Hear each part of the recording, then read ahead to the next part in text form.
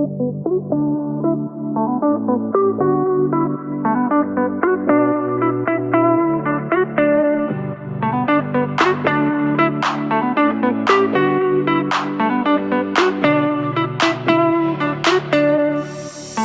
everyone. Welcome back to On the Air with Brett and Claire. I'm Brett. And I'm Claire. And as you can tell by the title, this episode is going to be all about PCOS. So my experience with it, and then treatment options, I guess you could say.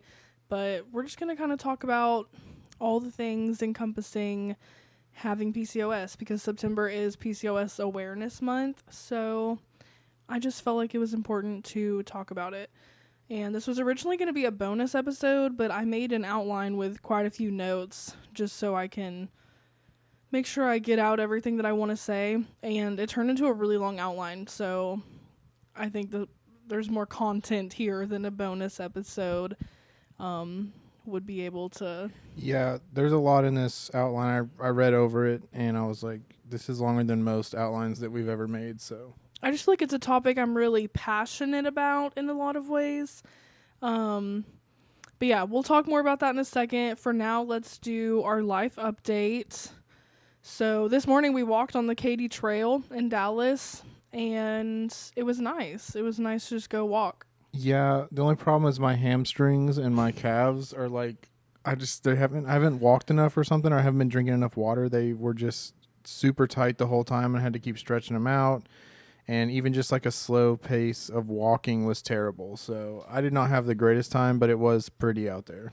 I liked it. I feel energized. We only walked like a mile and a half, so not even that much. The whole trail is 5 miles long, which when it's cooler, we'll probably be walking a lot more and hopefully the whole 5 miles. But for today, it was good. Yeah, it's pretty humid today, so it was a little sweaty and hot, but it was fun. I liked it. Yeah. Except for my legs.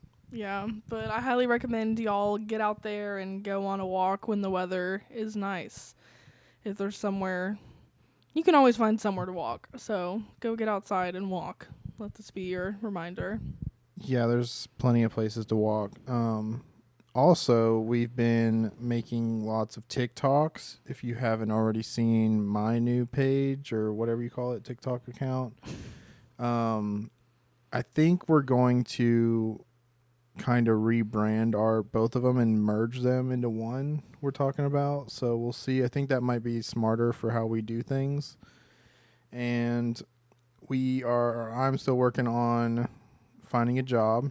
A lot more difficult than I expected, but I think we're just in a strange place in the economy and the market right now. So just hanging in there and putting stuff out and just treating it like fishing. Hopefully we catch something, you know? Yeah, that's all you can really do. And at the end of the day, as long as we're all trying to do something, that's what matters. So yeah, but it's given us a chance to really focus on our content creation, which is the podcast, TikToks. What else are we doing? I feel like we're doing something else. YouTube, I guess technically we're doing, but that's just to have a video format. But yeah, it's been nice to just think about that for the most part, and it's really fun to create videos. It's also really, it's hard to be like freely creative, you know. I've kind of realized from all this, because whenever you sit down and you're like, oh yeah, like I'm just gonna make a video, it's kind of hard to just come up with out of nothing like, oh, this is how I'm gonna make this video, or this is what it's gonna be about. So it's an interesting kind of path that we're on with this. yeah, I think it's fun. I just think it's annoying when it doesn't turn out like how you wanted it to in your head. Like, for instance, we made our first loaf of sourdough, and it, for our first loaf, was honestly amazing. And we made a whole TikTok about that, and it just looks terrible. Sorry, I'm trying to make sure Penny over here isn't jumping on the recorder. But it just, the video looked terrible, which was really disappointing because we put in like a lot of effort. Yeah, we even got like a new special, what is it? It's not a tripod because it's just one, but just like a mount for our phones on the countertop. And it works really well, but it, like, yeah, my camera got dirty halfway through and I didn't realize it or clean it. So Part of it's weird. Also, the lighting. It took like all day to make this one video because of you have to wait on the bread, and we kept either having our little lights on or off, so the lighting's different in different clips too. And yeah, it's just an interesting. I don't know. It's weird to like sit around all day and make one little video that's only ended up being like 3 minutes long. Yeah, it's also hard because it was our first sourdough loaf, and sourdough like is kind of complicated. So I feel like we were trying to focus on that, but then also make sure we were recording it all, and that just takes a lot of like brain power, honestly. Because like, well, it's and hard you to want to focus start doing fully on stuff two on the things at bread, once. and then you're like, Yeah. oh gosh, we're not recording this, and so it's just like a weird way of like going about things where you have to remember to record it in a good way. Yeah. It's just strange, but I don't know. We're kind of getting used to that, but it's just a weird thing. Speaking of like getting better though at stuff, you should notice that we went from the stereo sound where like her voice is on the left and mine's on the right or vice versa. Now it's mono, so you should hear both of our voices through on the speakers normally. It shouldn't be some weird like left and right thing. Yeah, sorry that it took us so long to figure that out, but thank you to those of you that brought that to our attention, and let us know if it sounds like how it should now, because we're hopeful that this fixed the issue and it shouldn't be weird. So now if you want to listen to us with one headphone in, it won't just be one of our voices. It should be both of us in unison. And all it took was a quick Google search and we fixed it in like a matter of seconds. Yeah, so y'all tell us if there's things like that are super irritating that we can improve upon. Please don't hesitate to let us know. You're okay, Frank. Sorry, the dogs are crying. It's been a morning so far. But I think that's about all for the life update. We've just been, you've been trying to find a job. We've been TikToking and just trying to do little things to make the podcast better slowly but surely. So that's kind of all there is to it. Yeah, and moving on to the main part of our podcast episode, I just want to preface it by saying that this is mostly like the information you know more about it. So I'm kind of going to let you take the lead on it, and I'm just going to make comments as I think about them or expand on stuff that maybe I think you know more about and you haven't talked about. So Okay, that kind of stresses me out, but you got this. It's going to be all right. Let's get into it.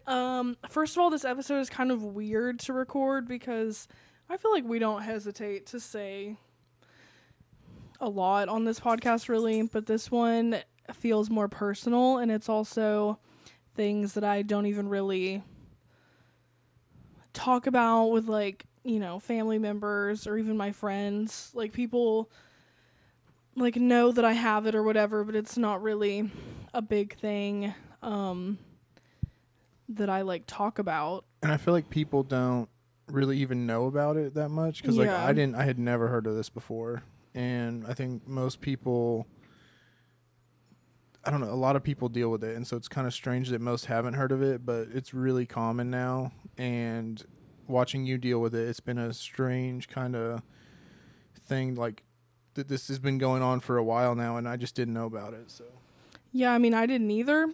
Like, I knew of PCOS, but I didn't know that I had it, which I'll talk about that more in a minute. But yeah, so let's keep this a judgment-free zone and use it as a place to build each other up. Because I don't want to be attacked for anything I'm about to say in this episode.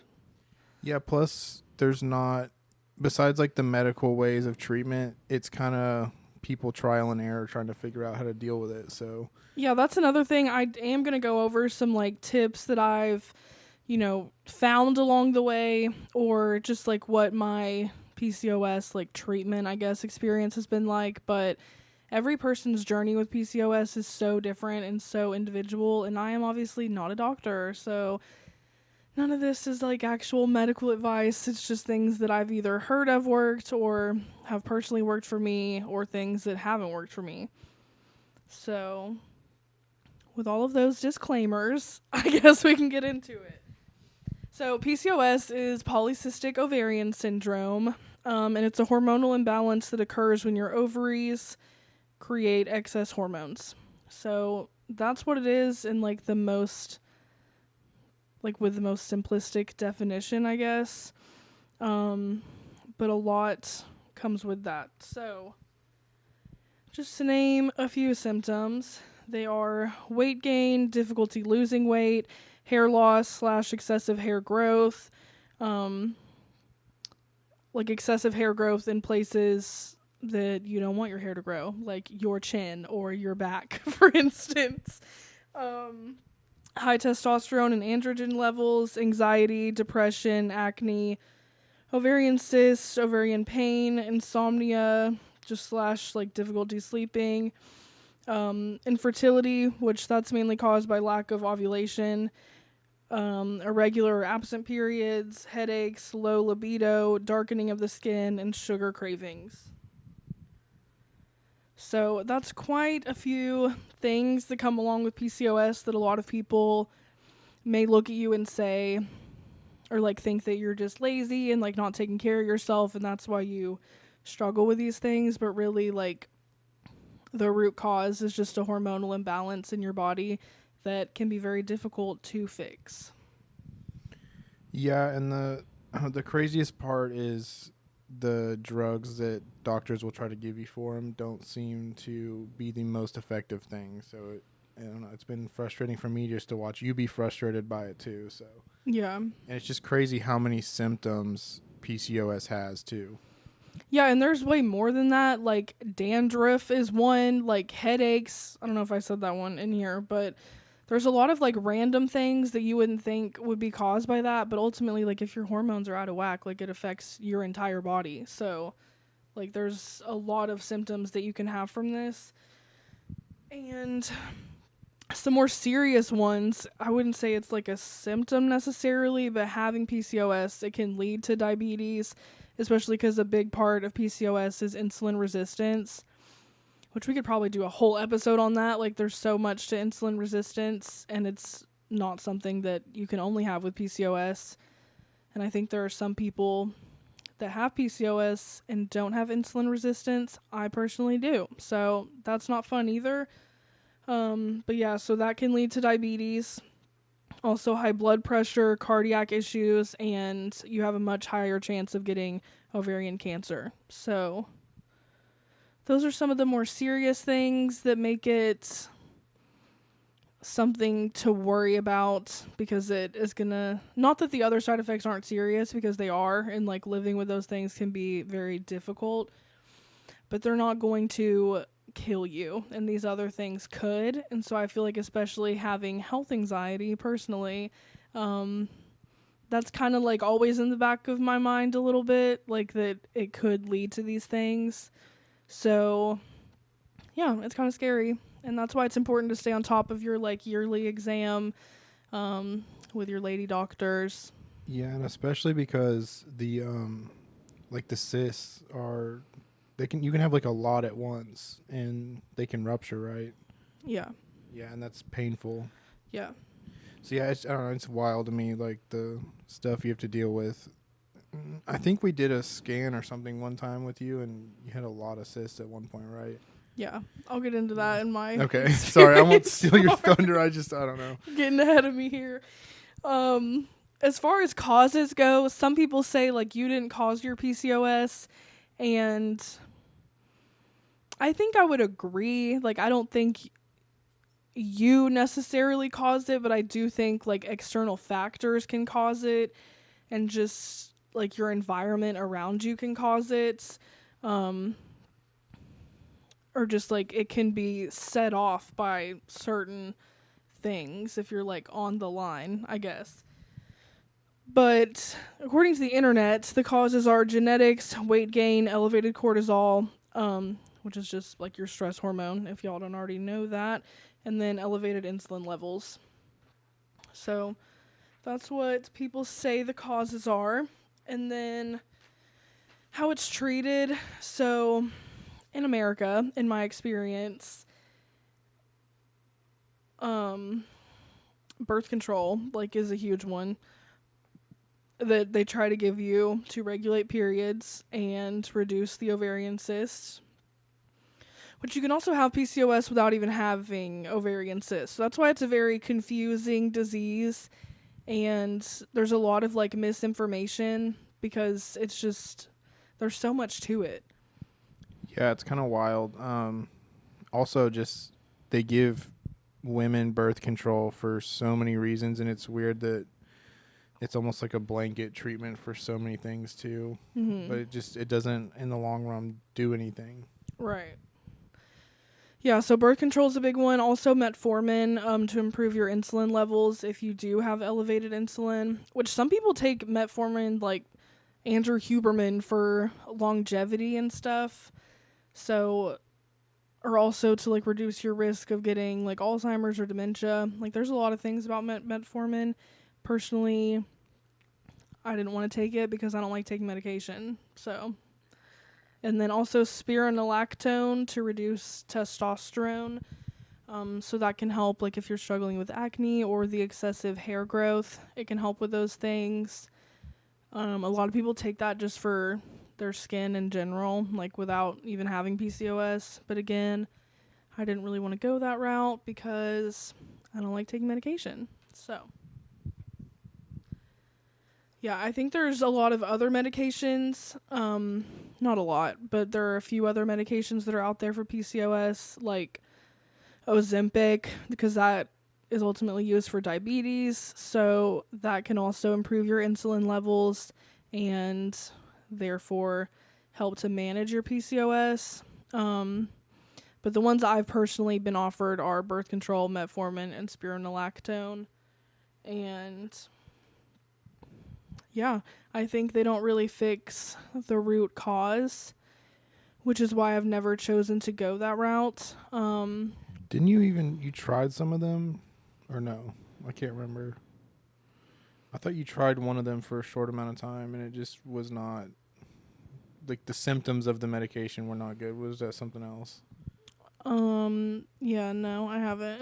Because, I don't know why I thought you did. well, actually, maybe I did take the metformin for a second, but it typically makes people super nauseous, and I feel like it did that for me as well. And I didn't want to keep doing that because I didn't want to really take it in the first place. So, Yeah, well, that's good. Just the medications, it gets wild, and I feel like they probably have so many more that they would add on to this if those didn't work, you know? yeah, but like specifically for PCOS, like there isn't just one blanket medication. They just kind of treat like birth control as that and metformin, and now like the Ozempics and Which I think is because they don't really know what it is, you know? Like, it just happens. Yeah, I mean, there's a lot of factors that do lead to it, but yeah, it's kind of still like a mysterious thing in a way, which again just makes it hard. But yeah, I just think that getting to the root cause of it is important. But I also understand, like, if you're in a place where your symptoms are so unmanageable that you need to be on those medications, like, I'm not saying that it's a bad thing to do that. And I'm also not saying that I'm never going to get to that place and, like, maybe end up needing those medications myself, just to manage my symptoms in the meantime. But for right now and for the past few years since I've been diagnosed, that's just not the path that I've wanted to go down. So, yeah, that option is available, though. Yeah, I think you're about to talk about it, but I think we've always kind of wanted to take the more natural approach to problems we have, and it is harder, and I don't know, but it can be a better solution, and you don't have these weird symptoms from all these medications that you don't fully know what they're doing to you, you know. Yeah, it's definitely harder, and I'm sure if I were to have taken all those medications, I would look a lot different right now. I would probably feel a lot better, but I know that if I were to stop taking them, then I feel like all of the symptoms and things that I'm dealing with now would probably just come back, and I don't want to be in a situation where I'm reliant on something to keep those symptoms away. So, yeah, I feel like since we moved back, I've started to try to take it a little bit more seriously than I have before because, to be honest, I'm tired of feeling this way. So, yeah, so let's talk about some of the more alternative treatment options, which if you're not into, like, the more natural remedies for things, I'm sorry, but we kind of are for the most part. Like, not that Western medicine or whatever is not necessary, because I think it fully is. I think it's, saved you from brain cancer. Like, there's so many great things about it, but there's a lot of flaws in other areas. So we just try to do a good mix of both. Yeah, this is a personal opinion. I just think there's a big difference between like advanced medicine and like practices and like big pharma per se. Like there's differences in that, what that means, and like you can look that up for yourself, but that's kind of what we mean by we like the more natural approach and something that's probably better for us more long term than medications that are really not as tested as they would like you to think. So yeah. And I think, what do I think?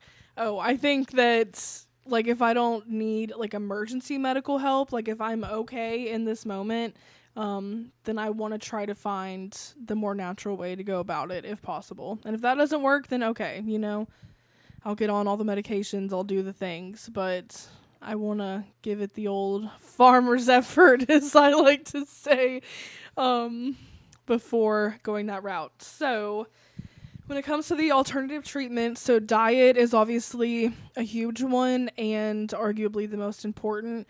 So I've heard a lot of people say that gluten and dairy are two of the most like inflammatory things that you can eat, which in turn makes your PCOS worse. So I love cheese and yogurt, and I have never cut out dairy in my life, and I don't plan to be honest. So if eating dairy is going to hinder me from curing my PCOS, then I may always be this way. I don't know, but I'm not of the mind that it's like there's one little thing like that that's going to completely hinder me from getting better, if that makes sense. I mean, yeah, I don't think like dairy will necessarily like keep everything how it is. I do think dairy is a big deal though, even if you don't have PCOS. That's my opinion. I think it's not good for you, but to each their own. Yeah, I don't know. It's just inflammatory, and I think it depends on the person. Like, I really do. I think for some people, they don't react well to dairy. For me, I've never had any issues. I mean, I have PCOS, but there's... Maybe it's the milk. I don't know. I think if anything, it's more than likely the gluten. Because when I eat gluten, I don't feel great. And that is something I would be willing to cut out. I like, as we're talking about baking all of our sourdough. But, yeah, I think that's something I would be... like, I would have an easier time doing. Also, just not eating, like, fried foods, processed foods, added sugars. Excuse me, I'm doing a lot of talking, and it's really affecting my voice because this is kind of hard. But, yeah, obviously, people should do that anyway, just, like, not eat as much processed foods or added sugars. So that's a huge one. I think if you have PCOS and you cut out those things or drastically reduce your intake, you're probably going to see some positive results. Yeah, I think the processed foods, like the ultra processed they call them, like I really think those are not good for anybody. I just think they're, super calorie dense foods, and they have, high amounts of corn syrup and all these things that are really addictive, and it just kind of hijacks your like dopamine system, I guess, whenever it comes to food. And like that's why people are getting so addicted to food, and I think it is just not good for your body overall. Yeah, it's definitely not. So that's a huge one. Obviously, just cleaning up your diet, and it doesn't have to go from like 0 to 100. Like, you're cutting out everything. Like, I feel like you have to do it in a way that is sustainable for you, otherwise you're not going to do it. So start small and build upon that. Yeah, I heard Joe Rogan talk about this, and he was saying, people ask him like, how do you get so healthy? And he was like, you do it the same way you got unhealthy. It's one little decision at a time over a long period of time. It's not, you just wake up and you're just doing all the right stuff and it's better. You got to really build it up, and you're changing habits you've built for a long time, so you have to unbuild them and then build new ones. Right. So yeah, it's a big deal, but it takes longer, but if you do it that way, it's a lot more sustainable. You're not going to fall off as easy and go right back to what you were doing. Yeah. Also, to start with drinking more water. I feel like we talk about that in a lot of our podcast episodes, but truly just like hydrate yourself, and that's one small step. So if that's all you can start with, then at least start with that. Next thing is keto. So there's a lot of mixed opinions out there. Some people say that doing keto has completely cured their PCOS and they no longer have any symptoms or struggles like regarding or in regards to PCOS, but other people say that it made it so much worse. All right, sorry, we had a false alarm. We thought we needed to take Frankie outside, but he actually just wants attention, so he's fine. But basically, keto, it could be great for you. It could be bad. I would say speak with your doctor or like a trusted medical professional and figure out if that's something that you should do. I think getting like blood work done to get your baseline before you start all that, if keto is the route you want to take, is important. So, and blood work's just good for anything, like just seeing where you're at and what you need to do. Yeah, even if you like struggle with health anxiety, I feel like it's good to just know where you're at so you know what you need to improve upon. It's not something that's meant to scare you, but it's good to just be knowledgeable of what's going on inside your body. All right, I still have a lot of notes to get through, and we are already 30 minutes in, so I'm going to start speed running a little bit. Yeah, I'm going to kind of shut up and let you just go through it. Well, I like your commentary, but we'll just... If it's something I like have to say, I'll say it, but I'm going to try to be quiet. Okay. I just want to like impress upon y'all again that everyone's body is different, and the severity and even type of PCOS can vary a lot from person to person. So some supplements that have been recommended a lot, like specifically to me or that I've just seen on the internet, like when doing research, are magnesium, omega-3, vitamin D, and inositol. I don't know how you pronounce it, but that one is kind of like nature's metformin, I believe, and it can help to balance your blood sugar levels, but that's one I would be careful with if you don't struggle with like high insulin levels, because I believe, don't quote me, but I believe that it can make your blood sugar drop to too low of a level. So that's where the blood work comes in. Get your blood work, talk to somebody about it before you just go like taking all these supplements.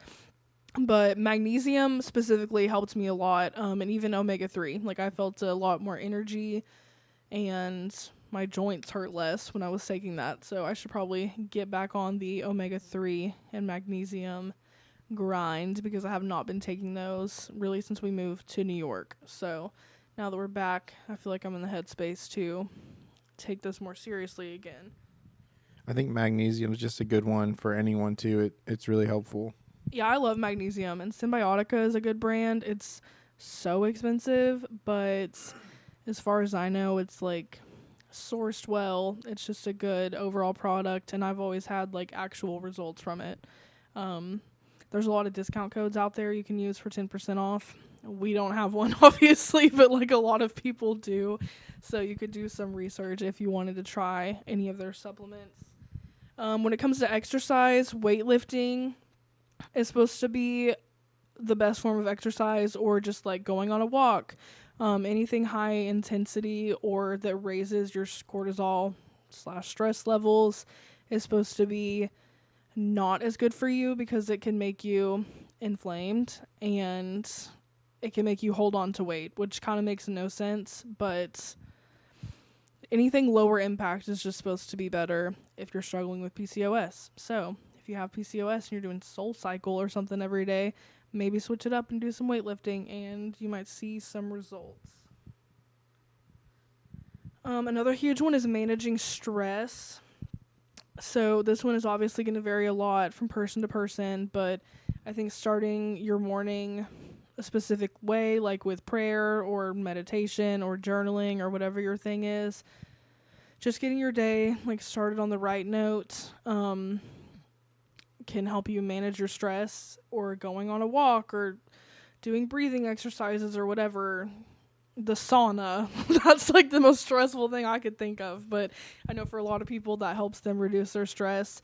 So just finding whatever that is for you, but managing stress is super important, because holding on to excess levels of cortisol affects your body in a very negative way. And again, it makes you hold on to weight, and thus your PCOS cannot improve from my understanding. That's definitely the hardest one for me, but we're working on it. All right, also sleep. This is probably the second hardest one for me because with PCOS, a lot of people are like super tired during the day, and then as soon as nighttime comes around, it's like, all right, I'm ready to start my whole day, and I have so much energy and ideas for things I want to do, and I just want to talk about every thought I've ever had. So establishing a good nighttime routine is also important, like where you're getting off your phone. People say that red light helps a lot, like just getting a red light bulb or something and putting that in your room. Do like a nighttime journal, things of that nature. I would say this one's been a little tough for me, which is, that sounds selfish, but like, yeah, sometimes I'll be extremely tired and I'll be ready to go to sleep, and I'll be falling asleep, probably a little bit asleep already, and you'll be like, what you doing? Like, you just want to like talk about everything. And yeah, it could be a lot sometimes, because I'm just like not ready for a conversation whatsoever, and you're firing on like, you're up on a 10, like going, like ready to go. Yeah. You're like, let's talk, and like, I could go do something right now. I'm like, no, I can't do that right now.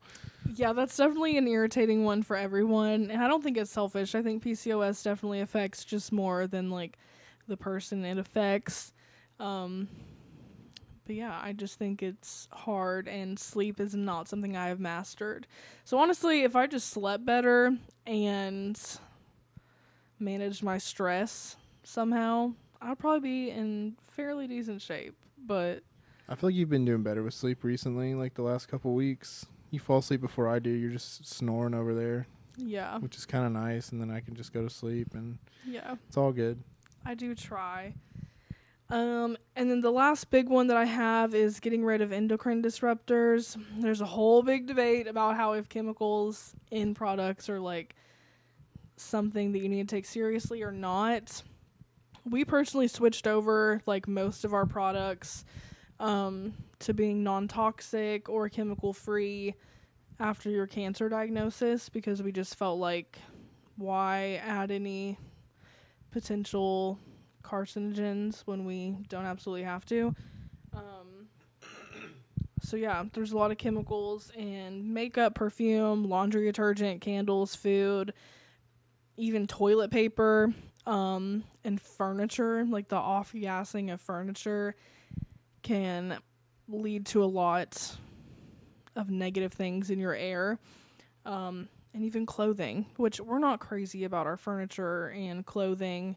We do buy special toilet paper, which a lot of people think is so ridiculous, but it's hard to go back to once you get the nicer toilet paper. It is nice. It's called Reel, REEL, if y'all are interested. It's like unbleached bamboo or something, because a lot of toilet paper is bleached, which if you think about it, that's just crazy and disgusting, and you probably shouldn't be like putting bleach on sensitive parts of your body. Yeah, and I don't know, the craziest one for me was the water. Like, we got water filters for our shower, and I used to get hives and like a rash all over me every time I would shower and be super itchy. As soon as we got this water filter, I've never had that again. So yeah, it's kind of weird like how noticeable the difference was for you after we got it. Yeah, and our water is supposed to be so clean and nice, but there's so many chemicals and things in there that are not good for you. Yeah, our sink water, even every time I wash dishes, like it just smells like chlorine to me, which that's not good. We're not washing our dishes with pool water, or we shouldn't be. So I think filters for all of your water sources are important also. Yeah, you can go down a big rabbit hole with that, but yeah, if you can just do simple stuff, it's good. Yeah, and we did do a whole episode like in our first season, I guess, of the podcast, when the sound was way, way worse than it is now. But I think it was called Cancer Swaps, and we talked about a lot of the products that we had switched out, or things that we were adding in. So if y'all want some recommendations, y'all could go back and listen to that episode, because I don't think too many things have changed from that we've definitely added a lot more. Like, we've swapped out a lot more products, but that might be a good place to start. Or if you want any recommendations, you can send me a DM because I've done way too much research on all this. Yeah, and there's apps you can get to that you can pull up while you're shopping, which is nice, and it'll kind of help you navigate what to buy and what not to buy. So Yeah, there's also like the EWG website that gives a rating. There's not, I mean, there's a lot of products on there, don't get me wrong, but a lot of the stuff I use in certain brands, like, they won't have it listed on there, but that is one resource you can go to if you want to just get an idea. But yeah, we just try to live a fairly non-toxic life as much as possible. Nobody's perfect with all that. Like, we don't turn our Wi-Fi off at night. We don't buy, like, all organic cotton clothing, or anything. But maybe one day we'll get there, just not right now, because it can also be expensive. So I think if you're worried about it, just do what you can. yeah, it can get very expensive, but just do your best. Yeah, because Something's better than nothing. Yeah, because at the end of the day, like I said, PCOS is a hormonal disease. So anything that negatively affects your hormones, probably don't use it, you know? All right. So that is all of the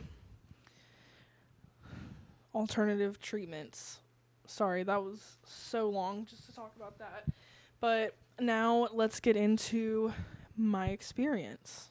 So, this is the part I'm more nervous for. So like I said, this is a pretty personal episode. And it's weird to talk about. But I'll just get into it now and quit stalling. So,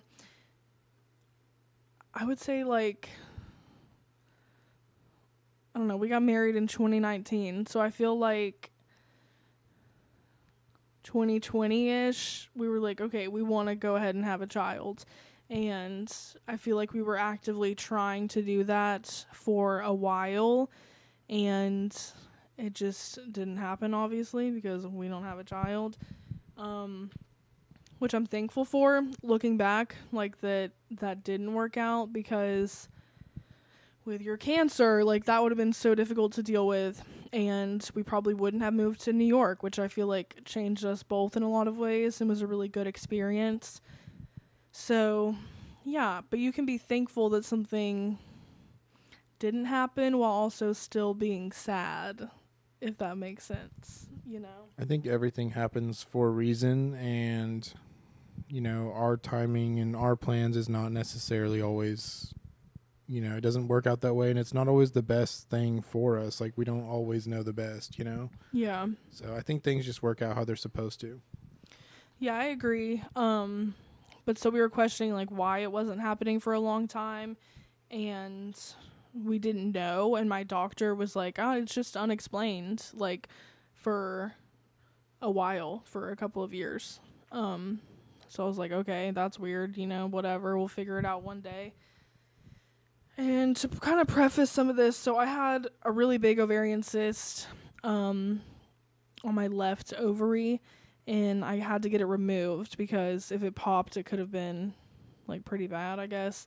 So in 2017, I got that removed, and it had grown. This is, like, really gross, so if you aren't into this kind of thing, just, like, skip ahead, like, 10 seconds or something.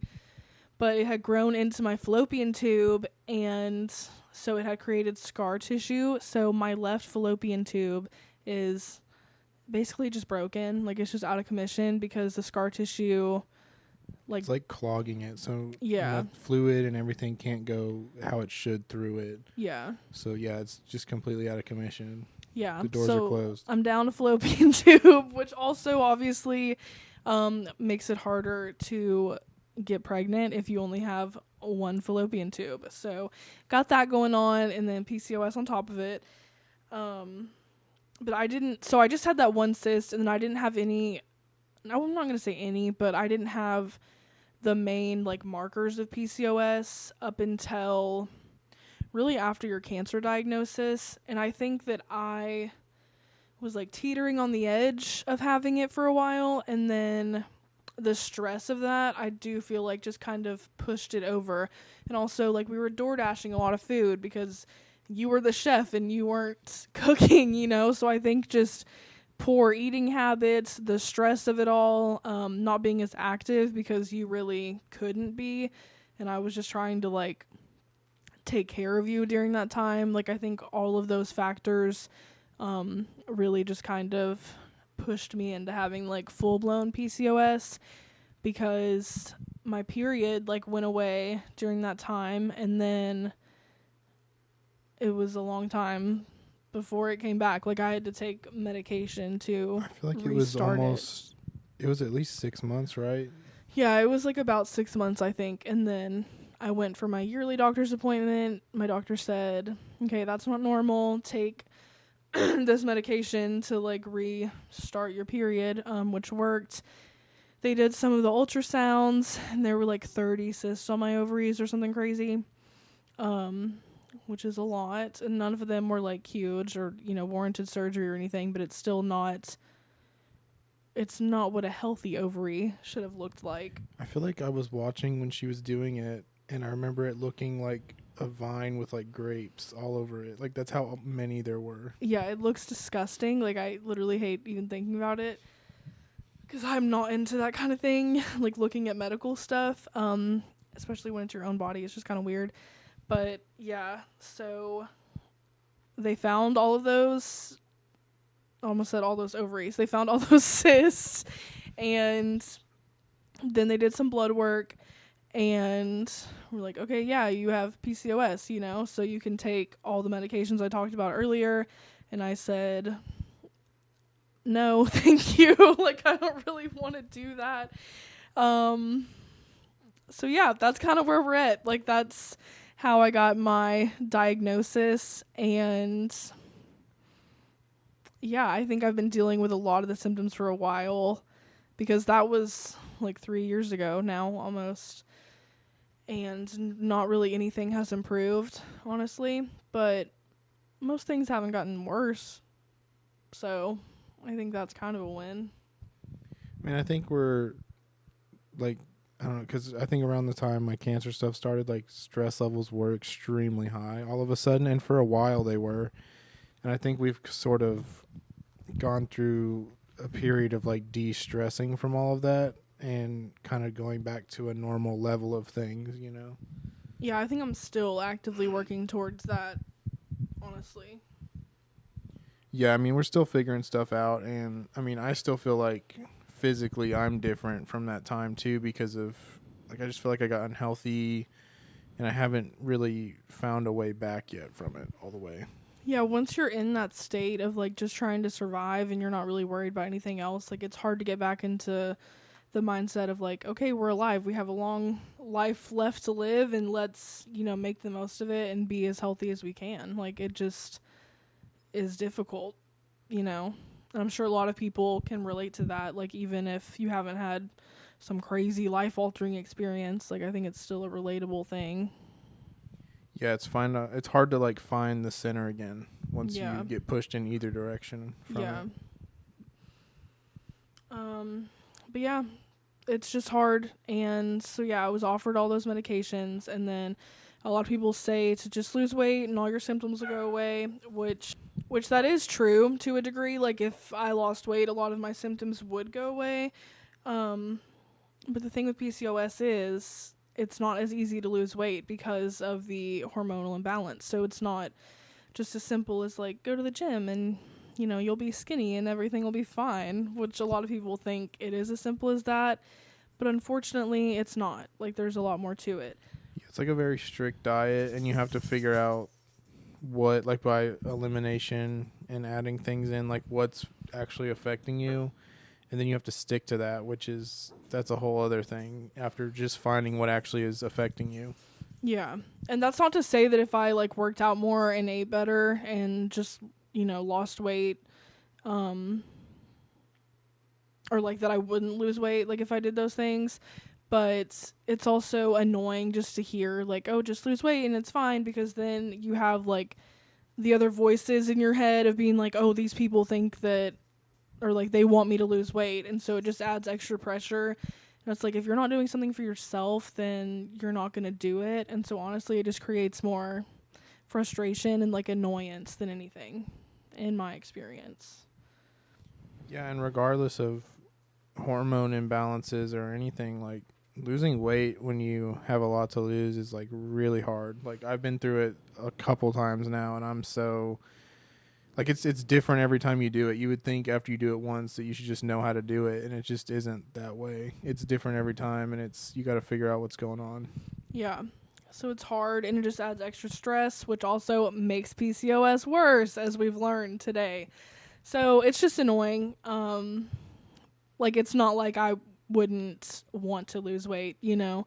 So. Yeah, I don't know who doesn't want to lose weight, you know? Yeah, like, I'm not, like, I'm pretty happy with the way I am, honestly. Like, I don't love the weight I'm at. No, like, I feel like most people don't, but it's also not something that completely consumes me all the time, which maybe it should a little bit more. But I don't know. I just want to feel better and be healthier, and if I felt those things at the weight I'm at now, I would be okay with that, you know?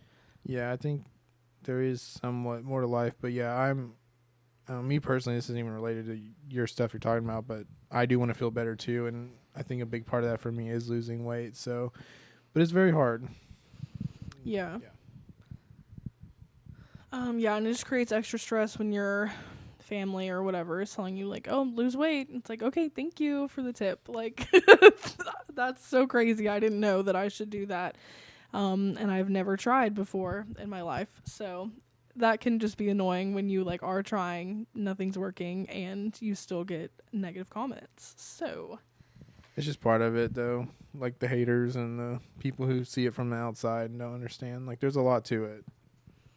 Yeah, there is. And then I kind of already talked about this, but I also probably could have, you know, taken all the medications I mentioned earlier, lost weight, got my symptoms more under control, and people on the outside would think that, oh my gosh, she, you know, looks better or whatever. Like, she, you know, got off her ass, for lack of a better term, and, like, did something, when really it's like, I just took these medications that would in turn give me side effects and really not address the root cause at all. So you just kind of have to pick your battles. And again, if you're on those medications or you want to take those medications, I don't necessarily think there's anything wrong with that.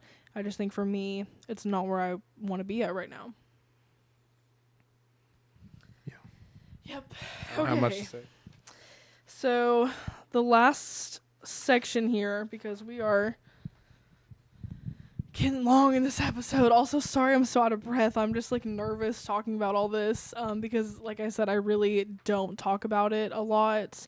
And I'm generally a pretty, like, happy person that doesn't like to put my issues onto other people.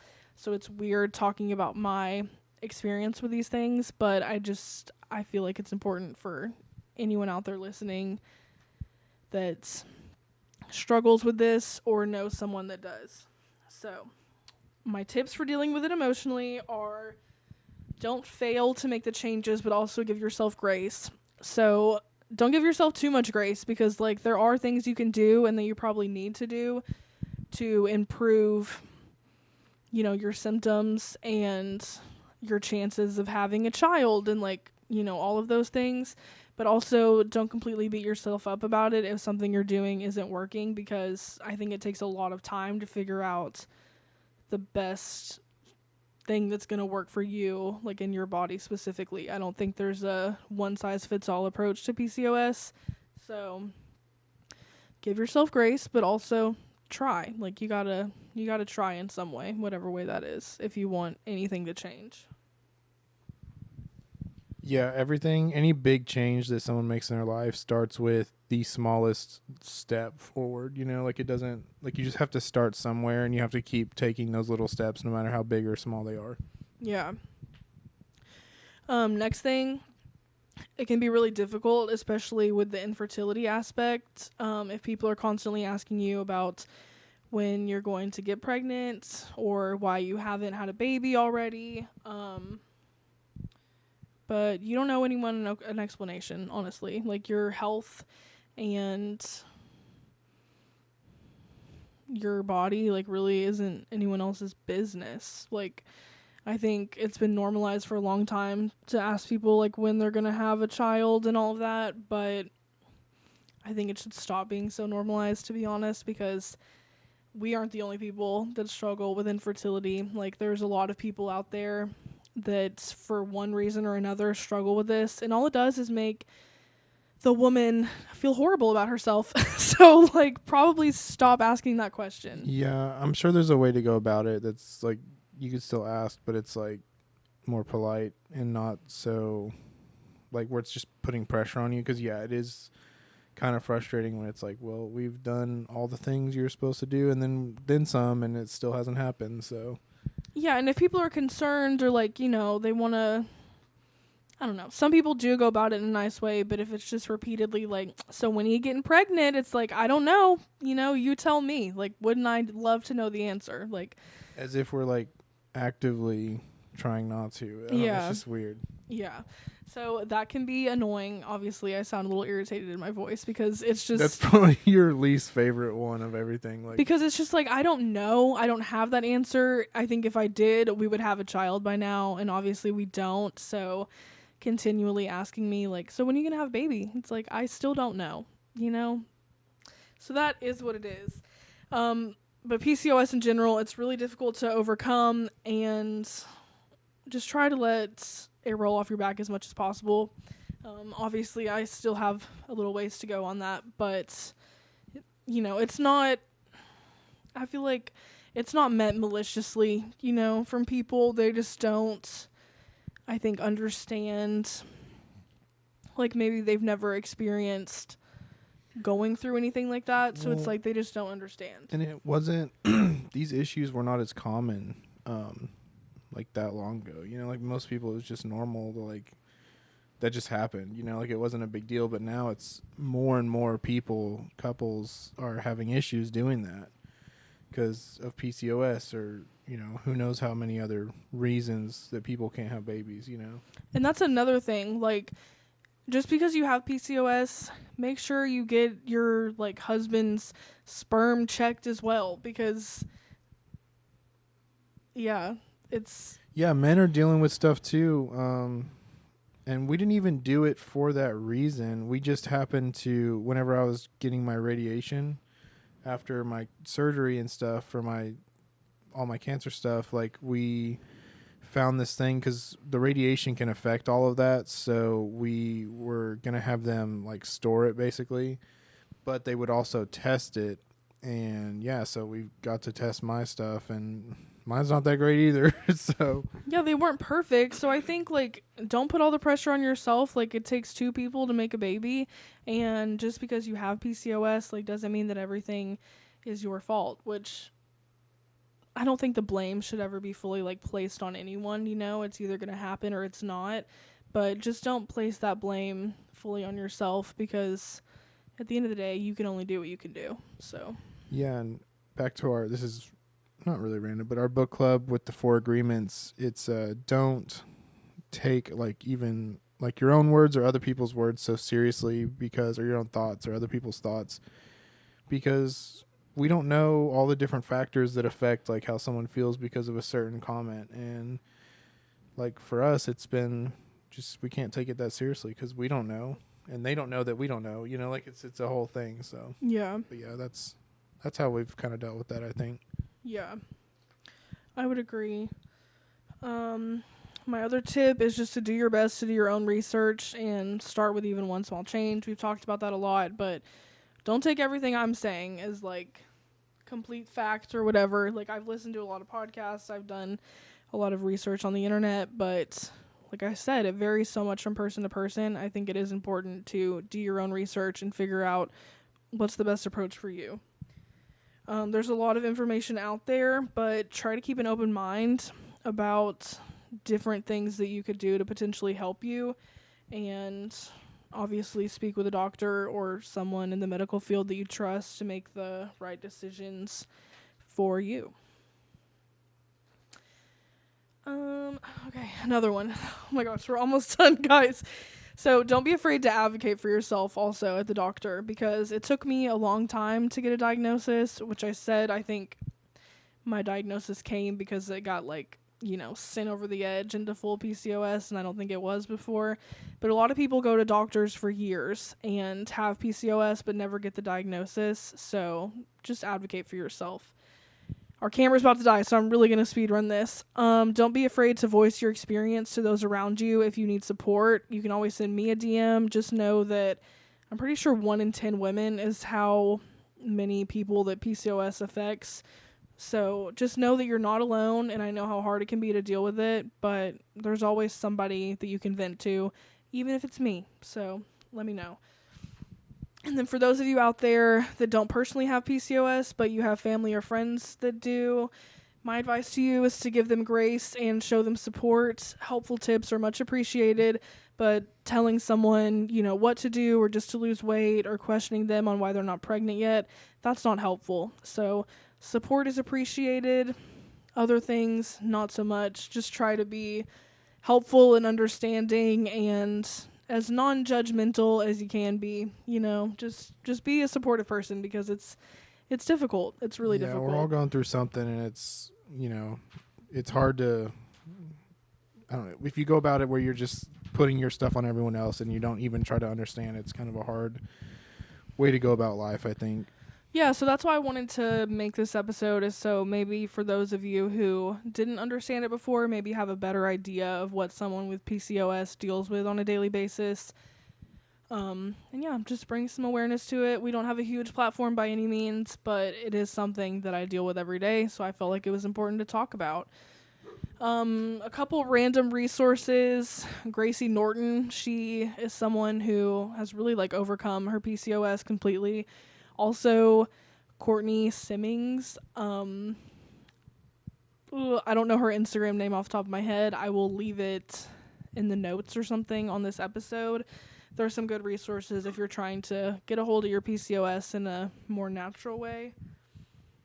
But yeah, I think that's it. Follow us on Instagram at On The Air with Brett and Claire. Subscribe to the YouTube at On The Air with Brett and Claire. I'm really trying to beat the clock here.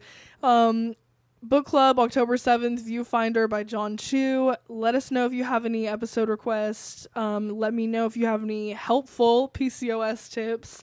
And thank you for listening and letting me talk about this today. Thank you for listening, guys. Bye. All right. Thanks, guys. And if you have anything else you want us to talk about, did I already say that? I think so. Okay. All right. Bye, guys. See you next Thursday. Bye.